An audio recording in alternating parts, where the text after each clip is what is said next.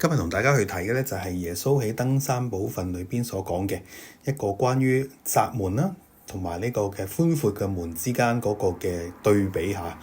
咁我睇呢段經文嘅時候，就即刻諗起以前睇《三國演義》啊，喺赤壁之戰之後啊，曹操兵敗咁，跟住咧帶兵啲敗兵咧就走到去呢個華容道之前，咁咧就究竟揀一條窄路啊，定係闊路？結果佢揀錯咗啦，結果就中伏啦。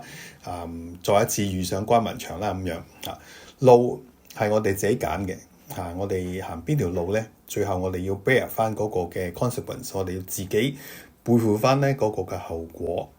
正如我今朝我選擇翻工嘅時候慢慢行，咁結果我就行慢咗，走咗班車，咁結果要等多10分鐘咁樣。即係呢啲係自己選擇而背負嘅後果。但我哋睇翻今日呢段嘅經文咧，我哋仔細睇睇，你們要進窄門。因為通往滅亡嘅門咧係寬闊嘅，路係寬廣嘅，進去嘅人都好多；通往生命嘅門咧反而就好狹窄，路係崎嶇，揾到嘅人都好少。呢個講到咧喺裏邊，我諗好多人咧其實生命嘅裏邊咧就係錯誤咁去演繹咗呢一段嘅説話。可能好多人以為咧跟隨主嘅路咧係太簡單，係一條闊路嚟嘅喎。因為點可以咁樣㗎？點可以跟隨主、倚靠主去仰望上帝就得？有冇太簡單啲啊？咁樣邊有咁大隻蛤乸隨街丟㗎？太便宜咯喎！咁樣嚇。所以我哋咧以為自己嘅人生好多人揀嘅就係以為自己走緊一條嘅窄路，因為條窄路咧就係好多人去競爭，我哋要走一條競爭嘅路。喺一個遊戲規則嘅裏邊，我哋要贏到別人，擊敗對手，跟住咧就攞到自己想要嘅嘢，攞到呢個回報，攞到嗰啲嘅成績，咁就 OK。但係無奈咧，其實大家都知道喺人生，若果我哋行呢條所謂嘅窄路啊，係競爭嘅路嘅話咧，係雖然大部分人都係咁揀啊，但係只有少部分人咧係最終嘅得益者。好多人咧都因為個成世人咧去追隨或者係爭取呢啲目標咧，佢哋變得好沮喪、好失望。反而主嘅路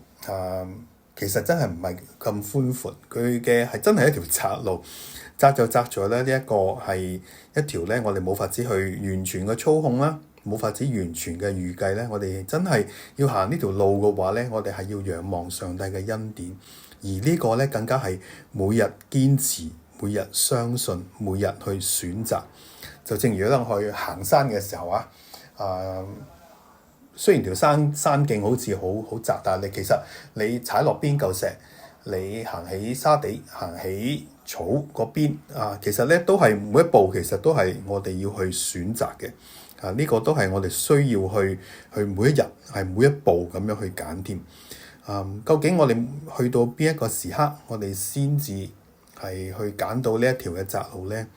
喺探病嘅裏邊咧，有時就係會睇見一啲嘅病人，當佢係一啲嘅重病啦，喺乜都冇法子去追尋或者追求嘅時候咧，身體好軟弱嘅時候咧，佢哋發覺原來一生嘅裏邊追尋嘅嘢都唔係咁重要，佢哋就明白原來即係走窄路嘅重要性，一啲生命裏邊追求嘅嘢真係唔係好多，所以我都求主去祝福我哋，即係2026年開始都讓我哋早早飽得主嘅慈愛，我哋都繼續堅持每一日去走呢一條嘅窄路，每一日都喺條窄路嘅上邊去經歷主嘅恩典同埋慈愛，祝福大家。